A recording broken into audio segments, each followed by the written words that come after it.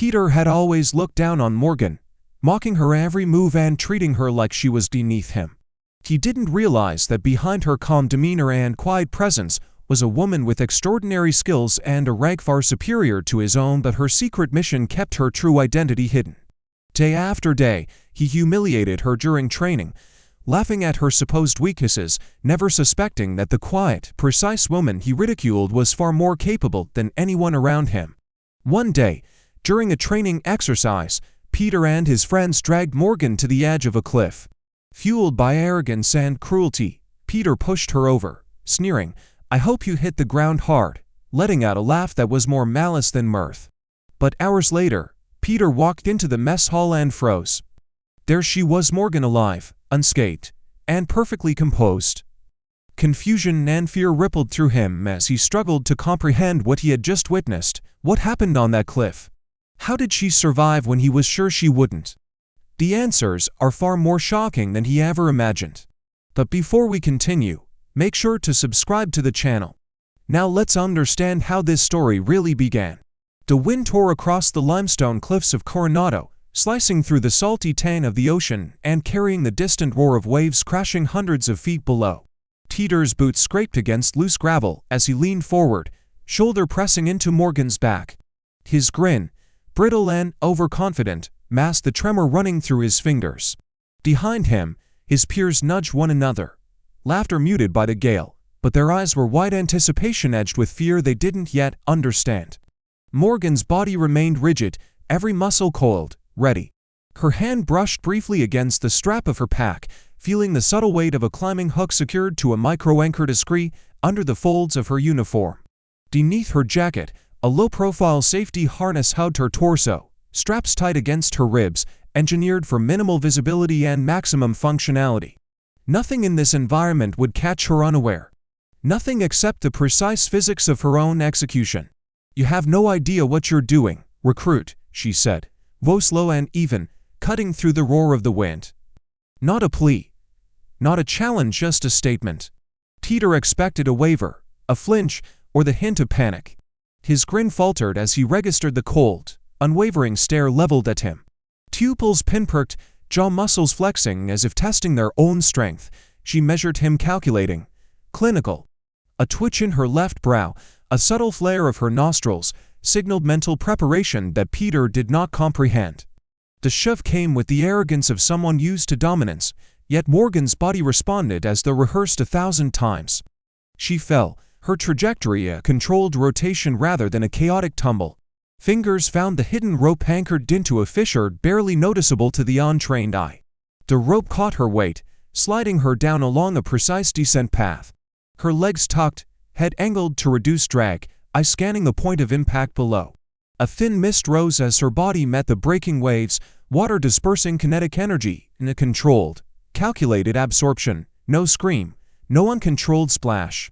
Just the faint hiss of water enveloping limestone. Peter's eyes widened, disbelief freezing the choreography of his motor functions. His foot shifted on the gravel, sending a shard of stone skittering down the cliff face. The humor that had driven him seconds earlier drained like air from a punctured tire. His peers leaned over, craning necks and squinting through mist, uncertain whether to call out or retreat. Their laughter had vanished.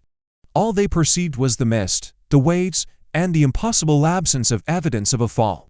Morgan's descent had been precise, almost surgical. Every micro-adjustment of her limbs, the friction modulation on the rope, the rotation of her torso to maintain an angular momentum, the predicted water entry angle, each element a calculated vector in her survival algorithm. She could have tumbled into the jagged outcroppings below and suffered fractures, contusions, maybe a broken collarbone. Instead, she emerged near the water's edge, hair plastered to her forehead, droplets running along her cheeks, eyes scanning the bluff above for the source of aggression. Peter's presence was noted, pupils dilated, knuckles whitening as he gripped the cliff's edge. Hours later, the mess hall's din faded abruptly as Morgan entered. She moved with the quiet command of someone trained to occupy space without demanding attention. Towel-wrapped hair still damp, she selected an apple from the counter, each movement deliberate, precise. Peter, slouched in the corner, felt the brush of inevitability as she passed. Form wasn't bad, Peter, "But your follow-through could use work," she murmured.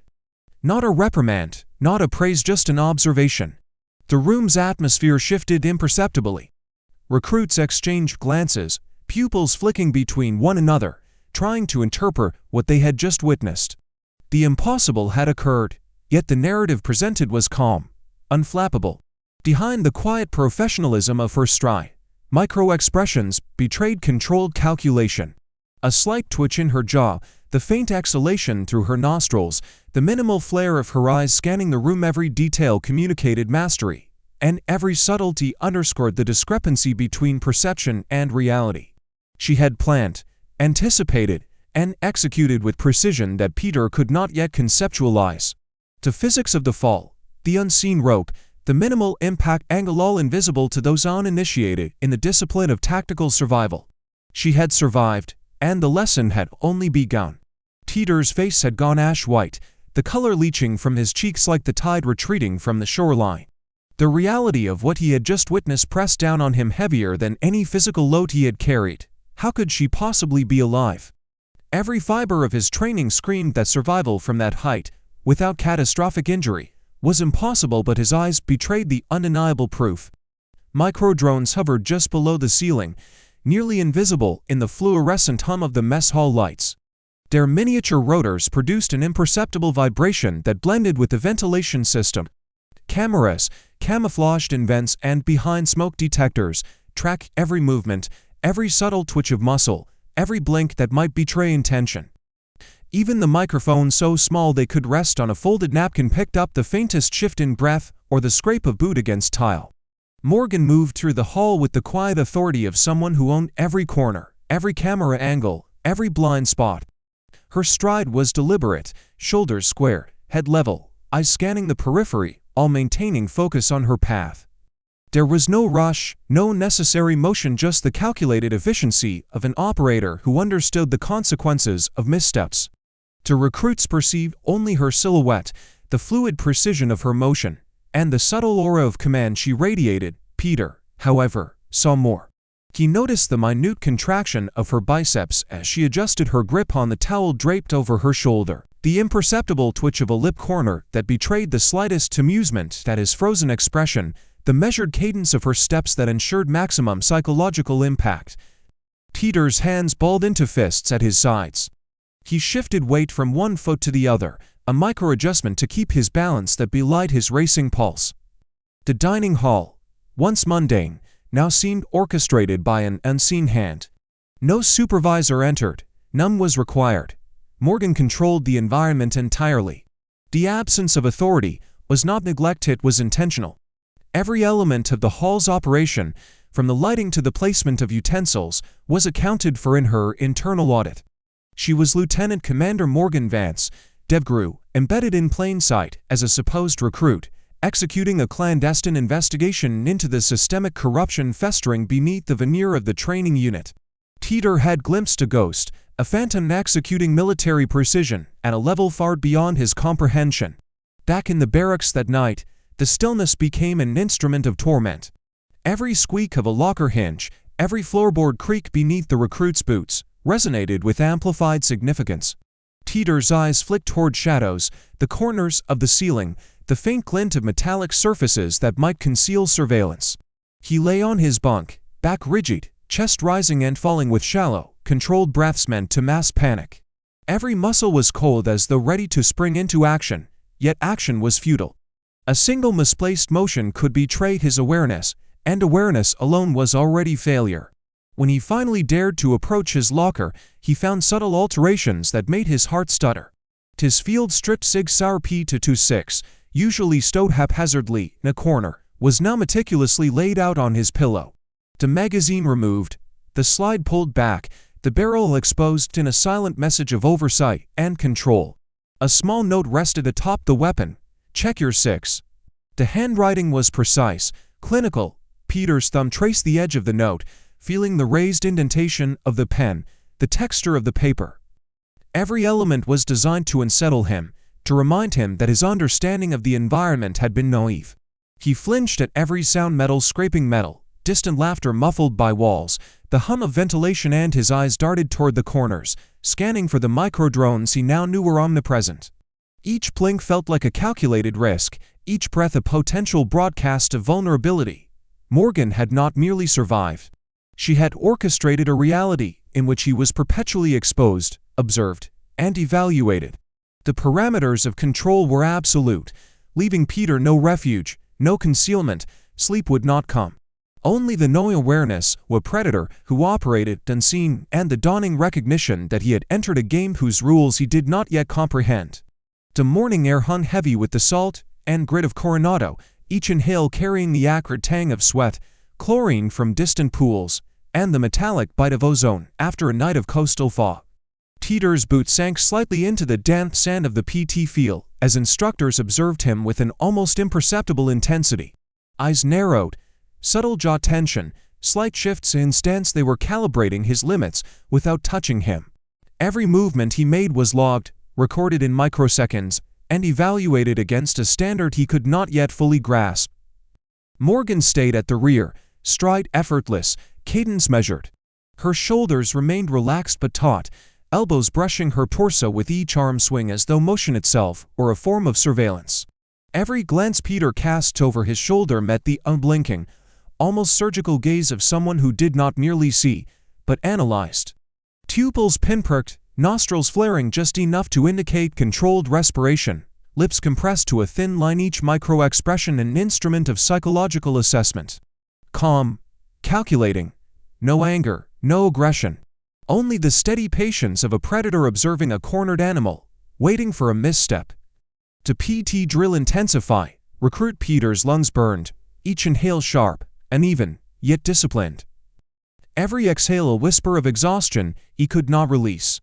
Push-ups, bear crawls, sprints, obstacle runs, they were no longer merely physical, each task had a psychological overlay. His peripheral vision caught Morgan's movements, noting her fluid form, the way she adjusted the tape of her gloves mid-stride, the subtle flex of her calves as she climbed a low wall effortlessly, and the faint glint of her watch reflecting the sun. She was a constant reference point, a ghostly reminder that he was under scrutiny every moment. During the grinder session, a jagged fragment shifted inside his boot. Peter froze mid-stride, instinctively lifting his foot. His stomach sank as he recognized the familiar limestone identical to the cliff face where he had attempted to force Morgan's fall. The mental impact struck deeper than the physical prick. Every nerve ending seemed to tighten simultaneously, the minutiae of fear and guilt manifesting as a rigid tension in his shoulders. Morgan, at the same time, executed push-ups with flawless form, elbows tucked, spine aligned, legs extended, neck neutral. Her movements were hypnotic, precise, almost rhythmic, subtle cues forcing Peter's mind to spiral. He imagined every second of the cliff incident replaying in his mind, each thought punctuated by her perfection, his own inadequacy highlighted against her control. By the time he reached the equipment shed, Peter's breathing was shallow, pulse thundering in his temples. He cornered her, hands clenched into fists, knuckles blanching, a tremor running along his forearm. "What do you want?" he hissed, voice barely controlled, raw with frustration and residual fear. His eyes flicked toward her hands, noting the minute adjustment of her gloves, the flex of her fingers, the silent communication of readiness and authority. Morgan did not look up, her head remained dangled toward the ground, eyes fixed on the mat beneath her. She exhaled slowly, each breath controlled, measured, as though the air itself were a tool in her assessment. "I want you to be the best soldier you can be, Peter," she said, voice flat, devoid of emotion, but loaded with unshakable authority.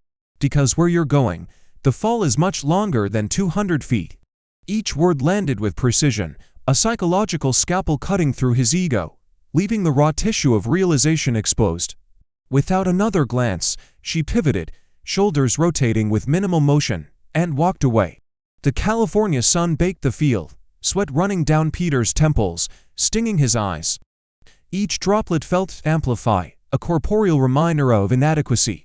His legs trembled with the combined weight of physical exertion and psychological bombardment. The echo of her words followed him with every step, her presence lingering in the air like a tracer invisible to anyone else but him. For the first time, He understood that this training, this field, was not merely a measure of endurance, it was a deliberate environment of observation, manipulation, and relentless testing of character. To kill house smelled of cordite, sweat, and the lingering tang of smoke from the previous drill. Lights flickered against the blackened walls, casting sharp, angular shadows that shifted with each trainee's movement. Teeter's hands gripped the M4 carbine tighter than necessary, knuckles whitening, palms slick with sweat despite the controlled humidity of the training bay. He adjusted his cheek welt, eyes scanning the maze of reinforced walls, doorways, and false corners. Every muscle in his forearms twitched with anticipation, pulse hammering against the restraint of his disciplined breath patter. Morgan's name appeared on the opposing team roster, but Peter didn't pause to consider protocol or probability. Instinct overrode logic. He broke formation, slipping silently behind a low partition, scanning for her signature movements. His footfall was muted, each toe placement calculated for minimal impact, yet inside, a storm of adrenaline surged, making micro-adjustments in his grip handstands feel inadequate. Every blink, every subtle muscle contraction in his jaw or temple betrayed the anxiety he refused to acknowledge aloud. The first flashbang detonated, the concussive overpressure pressing against his diaphragm and ears. Smoke holed through the room like serpents, curling into the corners, reducing visibility to a few meters. He squinted through the haze, weapon raised, index finger resting lightly on the trigger guard, ready to engage. The acrid odor of magnesium stunned his nasal passages, but he did not cough. His training overrode instinctive reaction. His pupils dilated and a small tick flickered at the corner of his eye, subtle acknowledgement of physiological overload. A shadow shifted near the eastern partition. Teeter's pulse spiked, forearms vibrating with tension as he raised his rifle, scanning the low-light angles for the telltale glint of a helmet or the movement of a torso. The smoke thickened, each inhalation tasting faintly of burnt powder. Just as he exhaled and began to press forward, his boots met an unexpected force. The floor disappeared beneath him as a heavy weight drove him prone, chest pressed into rubberized matting. The stock of his rifle scraped along the ground. A helmeted figure leaned down over him, boot anchored firmly against his shoulder blade, stabilizing her balance in the low-friction environment. Teeter's jaw clenched, teeth grinding against the taste of adrenaline and iron from exertion. A distorted voice reached him through the cacophony of smoke and echoes. Muzzle awareness, recruit. Morgan's signature calm, every syllable measured, every pause intentional. She did not strike, did not escalate, she humiliated him tactically, surgically, leveraging his aggression against him. Her body pressed lightly yet effectively, demonstrating mechanical dominance without injury. Teeter's breathing shortened, shoulders heaving under the combined weight of exertion and the sting of embarrassment. He attempted to pivot, to regain agency, but the physics of leverage and her balance left him momentarily inert. Instructors entered the room, halting the exercise with clip commands, their authority slicing through the smoke like a scalpel. Teeter heard reprimands, distant and sharp, referencing protocol breaches, rote movement, and failure to maintain weapons discipline. His ears burned with the sound of their controlled disapproval, yet it was Morgan's presence that seared his cognition. He saw her subtle tap against her helmet, the faint contraction of her biceps and triceps under the tactical suit, the slight exhale that puffed smoke from her mask. Then, as suddenly as she had appeared, she vanished into the haze, exploiting every optical blind spot and shadow. Teeter sat up slowly, the weight of tactical defeat pressing against his spine, muscles aching from exertion, and ego bruised more than any tissue. The room smelled of sweat, cordite, and psychological victory. Every detail of her movement, her control of distance, timing, leverage, and visibility had been executed with the precision of someone trained to dominate without direct harm. For Peter, the lesson had been delivered. Mastery was measured not by brute force, but by discipline, anticipation, and the exploitation of opponent terror. The barracks were silent, shadows stretched long and distorted under the dim emergency lighting. Teeter moved with measured urgency, every step calculated to avoid the faintest squeak of floorboards, every breath shallow and timed between the hum of the ventilation system. His fingers danced across the keypad of the administrative office, muscles coiling as he bypassed the electronic lock. Each microsecond was a negotiation between precision and risk. One slip, one audible click, could undo everything. Inside, the room smelled of disinfectant and paper, the fluorescent light faintly buzzing above. He scanned the shelves, the file cabinets, his eyes darting in a controlled frenzy. Morgan's name appeared on the roster. Morgan. J. The folder was empty, the pages inside meticulously redacted, leaving only a single line exposed O-negative. His jaw tightened, a tick flickering at the corner of his eye as he registered the impossibility.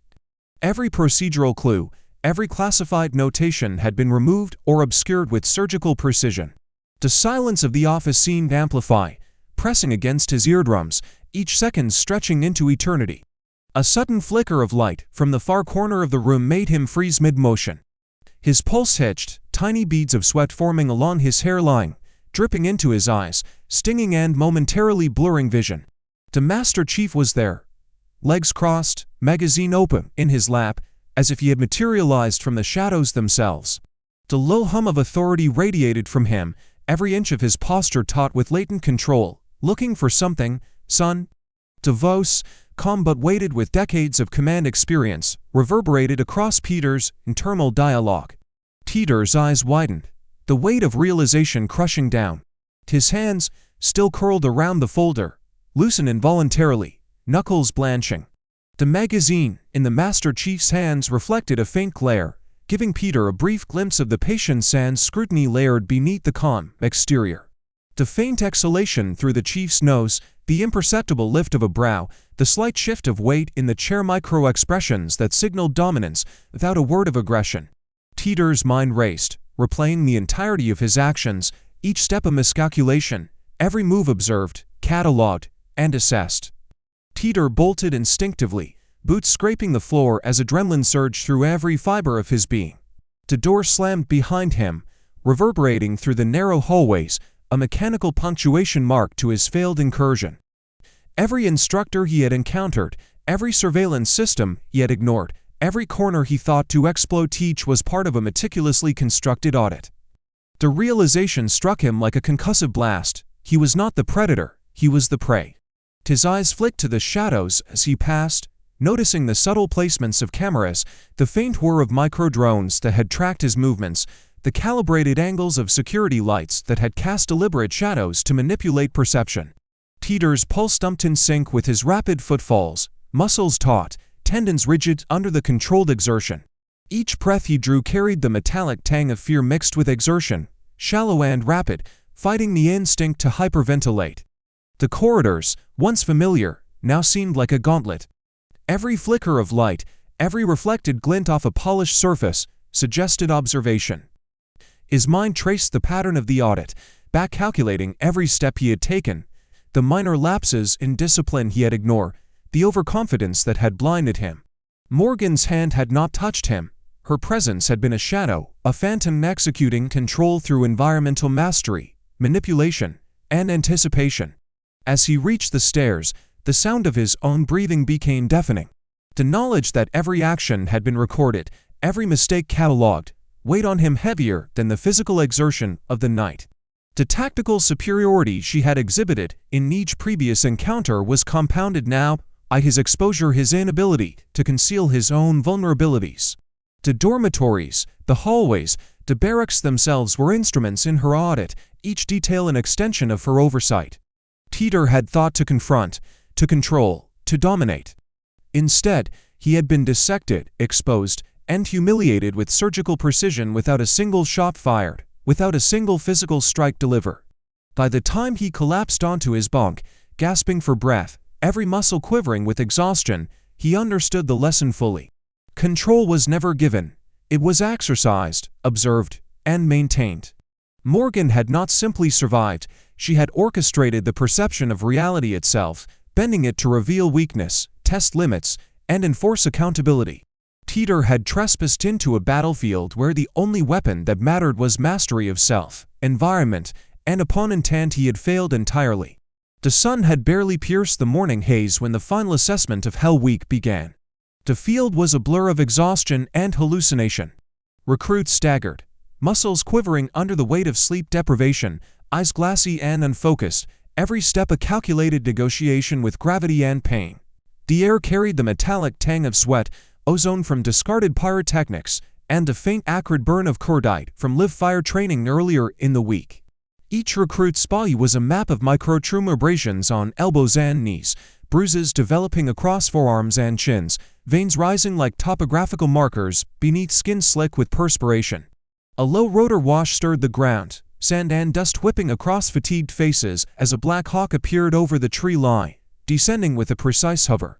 Teeter's eyes tracked it instinctively, noting the subtle roll of the fuselage, the rhythm of the rotors, and the calculated clearance from overhead obstacles. A rope dropped, slicing through the haze like a taut line of intent. The figure fast stroked down with flawless mechanics. Arms extended, grip synchronized with the descent, knees flexing to absorb impact, boots landing silently yet with perfect balance, not a stumble, not a hesitation. Each motion betrayed years, muscle memory, joint articulation honed for operational precision. Dust swirled around the figure, accentuating every controlled movement, every micro-adjustment in posture. The figure's gaze scanned the field with the efficiency of a combat commander running a perimeter, head movements economical, eyes taking in threats and environmental variables simultaneously. She walked toward the cluster of instructors with a stride measure and authoritative, shoulders squared, load-bearing vest subtly shifting with her weight. Her operational kit was complete. Tactical gloves snug against the knuckles, a hydration pack integrated seamlessly into the load-bearing system, comms device clipped and active, and the unmistakable Triton patch of DevGru affixed over her chest. Every component of her gear was functional, every strap tensioned to maintain ergonomics without sacrificing mobility. Teeter's eyes locked on her, pupils dilating, heartbeat hammering in synchrony with the rotor blades overhead. The pattern of her movements, the cadence, the effortless control of center of mass, all screamed of someone who had trained far beyond the conceptual limits of any recruit. A subtle contraction of her trapezius, the flexion of her forearms as she adjusted the gloves, a minimal flare of her nostrils' micro-expressions that signaled operational readiness and authority simultaneously. She stopped in front of Peter, so close that he could discern the slight sheen of perspiration on her forehead, the faint vertical crease between her brows, the calm exhalation that hinted at awareness of every element in the field. "Recruit Peter," she said, voice steady, perfectly modulated, carrying over the rotor wash and the muted groans of fatigued recruits. Each syllable struck with precision, the tone neither accusatory nor casual, only the authority of someone who had observed, assessed, and commanded from beyond his awareness. Teeter froze, body stiffening, jaw tight, pulse spiking. His mind raced, tracing back every encounter, every push-up, every strategic move, and every failure to recognize the truth. The pieces clicked into place with the crushing weight of inevitability. Morgan had never been a peer, never a fellow trainee. She had been the audit commander the entire time, orchestrating observation, psychological pressure, and tactical evaluation. He noticed the faint reflexive twitch in the corner of her eye as she scanned the perimeter, the subtle weight shift of her boots against the sole, the slight adjustment of the load-bearing straps with minimal motion, all signs of someone fully in command of both self and environment. His throat constricted, and a shallow, involuntary exhale escaped as comprehension sank in. She had not merely survived every challenge he had confronted her with. She had controlled the narrative, the environment, and him, every step of the way. The surrounding instructors remained a backdrop, their presence dwarfed by her aura of authority. Recruits continued to shuffle, muscles trembling with fatigue, yet Peter could not tear his gaze away. The helicopter's rotor wash tore at clothing and hair, but she remained unshaken, a fixed point of operational mastery, a field of chaos. His recognition of her identity, the audit commander revealed, rendered him inert, a recruit stripped of assumption and confronted with the full scope of oversight he had never perceived.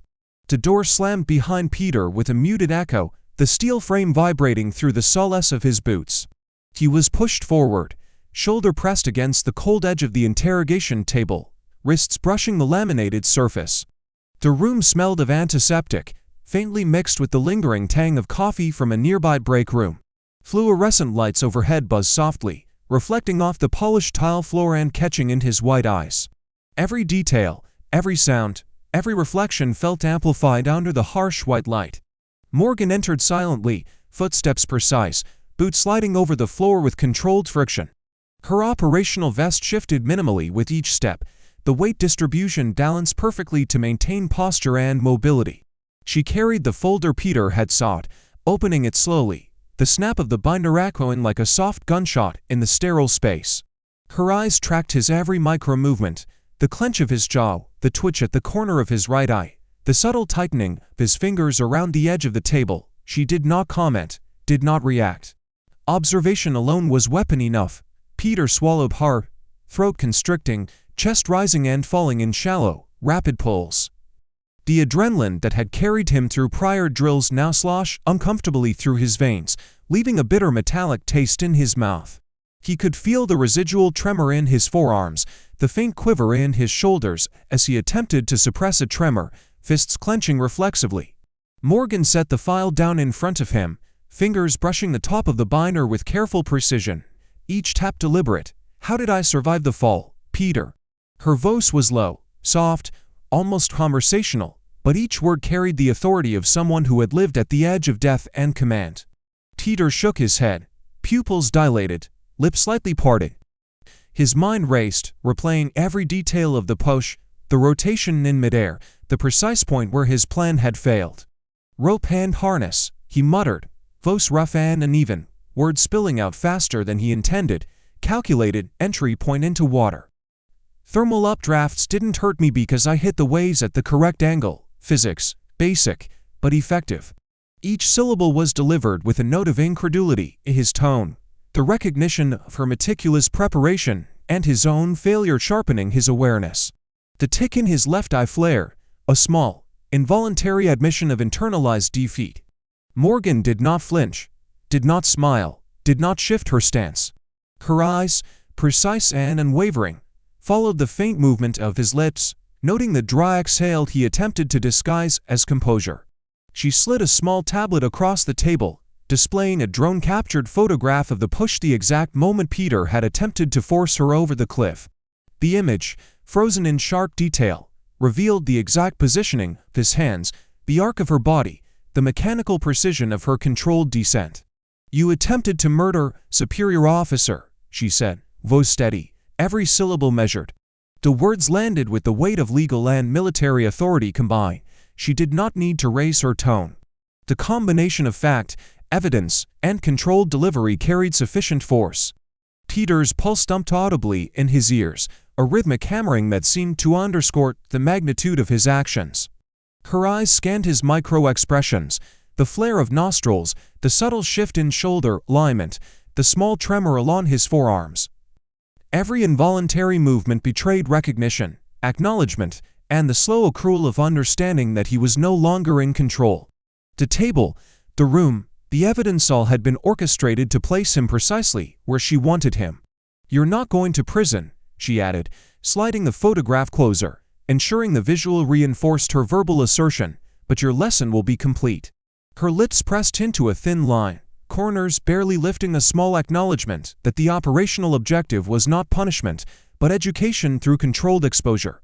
Peter exhaled sharply, a mix of relief and residual fear, realizing the magnitude of oversight and orchestration he had been subjected to. His body sagged slightly, shoulders lowering as if gravity itself acknowledged his defeat. The tremor in his hands persisted, a reminder of physical exertion, mental stress, and the psychological dismantling that had occurred over weeks of calculated pressure. Morgan remained seated, posture rigid yet unassuming, eyes still tracking subtle micro-expressions, ensuring comprehension, control, and operational dominance remained absolute. Peter's awareness of every movement, every calculation, and every observation left him uncomfortably small in the expanse of her command. Peter's knees scraped against the cold tile as he knelt, head bowed, voice barely above a rasping whisper. "Please, don't make me please." His words trembled, punctuated by shallow, uneven breaths. His hands, fingers curling into tight fists, flexed and unclenched in a rhythm dictated by panic and residual adrenaline. The room smelled of antiseptic and iron, the faint odor of burnt coffee lingering from the break room vent. Every detail of the sterile environment seemed exaggerated, magnified in his overstimulated senses, the flicker of the fluorescent lights, the hum of the ventilation system, the subtle echo of his own heartbeat in his skull. Morgan leaned against the edge of the table, operational vest settling naturally over her shoulders, each strap taut, positioning precise. Her gloves flexed subtly as she adjusted her stance, fingers brushing the binder edge with minimal motion. Her eyes, dark and measured, tracked Peter with a predator's calm. The faint vertical crease between her brows hinted at focus, not irritation. The slight flare of her nostrils betrayed awareness of the psychological variables she had introduced and monitored throughout his training. "You will not be discharged," she said, voice low, modulated, each syllable deliberate. The statement carried weight heavier than any formal reprimand. "You will serve in the most grueling support role available. Sanitation aboard a submarine, 3 years, no glory, no recognition. Just filth, confinement, and total operational dependence on others." She allowed the words to linger, watching for micro-reactions, the flicker of his eyelid, the tightening of his jaw, the shallow rise of his shoulders. Every subtle gesture confirmed comprehension, resistance, or resignation. Peter's breath hitched sharply. The weight of her words pressed on him physically, his chest rising and falling in rapid, uneven pulls. His fists clenched until nails dug into palms, then released. He tried to speak, to bargain, to appeal, but no sound emerged beyond a hoarse rasp. The tick in the corner of his right eye spasmed involuntarily, betraying the internal reckoning of a man confronted with the scope of his own failures. Finally, he reached for the pen, fingers trembling as he sighed. Each stroke of ink onto the form felt like a hammer against his pride, a physical manifestation of defeat. The paper crinkled faintly beneath his grit, a minor but precise auditory cue in the silent room. His eyes, momentarily fixed on the signature line, reflected a mixture of incredulity, humiliation, and begrudging acceptance. He looked up, voice breaking, a mix of exhaustion and disbelief. "Why? Why didn't you stop me on the cliff?" The words barely left his lips, but carried the full weight of his internal interrogation. His pupils dilated, chest heaving, fingers flexing against the table as if trying to anchor himself to reality. Morgan's lips pressed into a thin, near imperceptible lie. Her eyes held his, unwavering. "Because I needed to see if you were soldier or murderer," she said. Her tone was devoid of mockery or satisfaction, precise, measured, surgical in its delivery. "Now I know." Her shoulders squared, subtle contraction in the deltoids betraying readiness, control, and authority. She stepped back, allowing the spatial dominance of the room to settle fully upon him. Peter exhaled, the sound sharp and uneven, an audible manifestation of the psychological weight pressing down. Every muscle in his body relaxed fractionally, though his mind remained hyper-alert, the residue of fear and awe still coursing through the neural pathways honed for fight or flight. He could feel the cold tile through the solace of his boots, the subtle hum of fluorescent lights vibrating underfoot, the faint tactile sensation of ink drying on the form before him. Morgan folded her arms, subtle micro-shifts in weight and posture indicating observation without interference. She scanned the room once, noting the subtle contractions in Peter's hands, the uneven pattern of his exhalation, the micro-movements along his jawline, the faint tick in his eye that had not fully abated. Her presence alone reinforced the lesson. Discipline, judgment, and psychological control outweighed raw aggression or impulse. Peter understood that he had been tested, measured, and found lacking, but the evaluation was complete, his operational trajectory recalibrated by her judgment alone. The room settled into silence, punctuated only by the faint hum of the ventilation system. Peter's defeated posture, the inked signature, the heaving of his chest all were markers of submission, comprehension, and enforced accountability. Morgan allowed him this moment, a final observation of the transformation wrought by control, oversight, and measured consequence. The morning air carried the brine of the nearby Pacific, mingling with the acrid smoke of ceremonial pyrotechnics and the faint tang of disinfectant lingering from the training grounds. The parade field was polished and precise, every line of sand and gravel maintained to exacting standards. Recruits stood at attention, uniforms crisp despite the week-long exhaustion etched into their muscles, posture taut as steel under the weight of scrutiny. Sunlight struck the polished helmets and medals, reflecting in brief, blinding flashes across the orderly ranks. Peter's boots scraped against the concrete as he was escorted forward, each step deliberate, controlled by the master arms flanking him. His head was shaved, skin glistening under the sun, the visible reminder of rank stripped and authority revoked. Every muscle in his body was rigid, elbows bent slightly to prevent involuntary flinches, fingers flexing at his sides. His eyes, usually sharp and calculating, flicked briefly to the crowd, searching for recognition. For a spark of empathy, only the blank stares of fellow recruits and instructors met him. No acknowledgement, no glance, nothing but the mechanical precision of trained observers performing their roles. Morgan stepped forward from the group of commanding officers, her boots scuffing faintly against the gravel, tactical vest perfectly aligned, load-bearing straps taut. Every micro-movement was deliberate, the subtle flexion of her wrists as she adjusted gloves, the minimal shift of weight between feet as she scanned the assembled recruits, the faint lift of an eyebrow tracking posture and composure. She exhaled slowly, a controlled breath that carried both authority and the quiet satisfaction of operational completion. "The trident is earned," she said, voice carrying across the field with precise resonance, measured for maximum impact without raising volume unnecessarily. Her words were punctuated by slight inflections that emphasized each clause, micro-pauses allowing the weight of each assertion to settle into the consciousness of the recruits, not given to those who prey on the weak. She let the statement hang, watching their eyes trace the line of her gaze, noting subtle micro-expressions, eyelid twitches, the tiny tension in fingers clasped at the seams of uniforms, the brief flinch in shoulder alignment as comprehension sank in. Strength is pulling others up, not pushing them down. The cadence of her speech, steady and deliberate, mirrored the operational discipline she demanded. Micro-adjustments in her stance, feet shoulder width, torso rotated slightly toward the assembled unit, shoulders squared, reinforced dominance without aggression. Teeter's eyes involuntarily tracked her every move, pulse spiking, a tremor in his hands that he could not fully suppress despite training and muscle memory. She turned toward the Master Chief, a subtle but precise pivot of her hips, minimal rotation of the torso, eyes locking briefly with his, audit complete, raw, excised.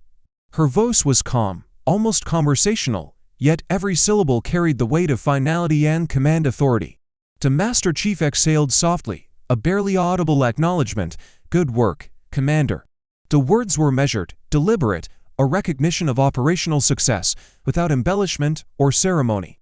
Morgan's lips curved faintly, imperceptibly, and she allowed a pause, letting the visual dominance of her posture reinforce the spoken judgment. Her eyes flicked back to Peter, catching the slight quiver in his jaw, the shallow, uneven exhale escaping his lungs, the minute flexing of fingers along the seams of his fatigues. Every involuntary micro-expression confirmed the lesson delivered over weeks of orchestrated pressure, controlled observation, and precise intervention. She did not speak. The silence alone communicated her assessment. Teeter's escort guided him past the assembled recruits, his boots scraping against the field in a rhythm dictated by formal procedure rather than personal agency. Each step was a reminder of the operational hierarchy he had violated, every muscle in his body cold with residual awareness, but without the means to counteract or intervene. The contrast between his diminished posture and Morgan's unyielding composure reinforced the spectrum of command and accountability, operationally and psychologically. The remaining recruits shifted subtly, eyes tracking Peter's removal, then returning to Morgan. She scanned the field one final time, noting postural deviations, micro-ticks, and unconscious adjustments in stance that would inform subsequent training cycles. Her subtle head tilt, the minimal contraction of the deltoids, and the microflare of nostrils signal the completion of oversight. Teeter had been judged, the lesson operationally enforced, and the boundaries of discipline and authority reaffirmed across the unit. As the formal proceedings concluded, Peter disappeared from view, swallowed by the controlled order of the training complex. Morgan exhaled slowly, the faint tightening of her jaw releasing, and allowed herself the smallest nod, almost imperceptible, acknowledging that the audit, the orchestration, and the educational rigor had achieved their intended effect. The low hum of the nuclear submarine reverberated through steel bulkheads, vibrating underfoot and traveling up through the solace of Peter's boots as he knelt over the stainless steel galley floor. The smell of detergent mixed with the faint tang of recycled air, metallic and sterile, a constant reminder of the vessel's confined operational environment. Water pooled in shallow rivulets, catching the dim glow of the overhead fluorescent lights. Teeter's hands were raw, skin torn and blistered from relentless scrubbing, knuckles reddened against the unforgiving surface. Every motion was deliberate, methodical, and punctuated by the aching fatigue coursing through his forearms and shoulders. The muted drone of the reactor hummed like a heartbeat, and somewhere deeper in the sub-machinery whispered with a mechanical precision only those trained to operate it could understand. Teeter's breaths came shallow and uneven, chest rising and falling in rhythm with the small swells of fatigue and humiliation. Tiny spasms flickered along his right eyelid, a lingering tic from the weeks of psychological dismantling at Coronado.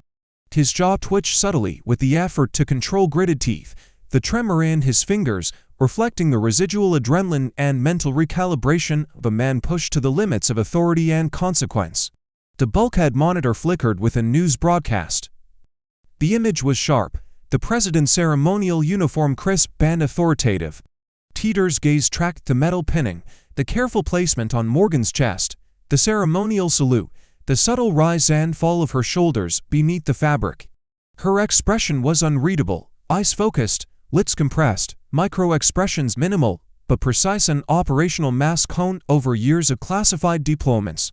Every detail, the slight flare of her nostrils, the micro-shift of weight in her stance, the barely perceptible tightening of her fingers was captured and broadcast, yet it only hinted at the full measure of her discipline and mastery.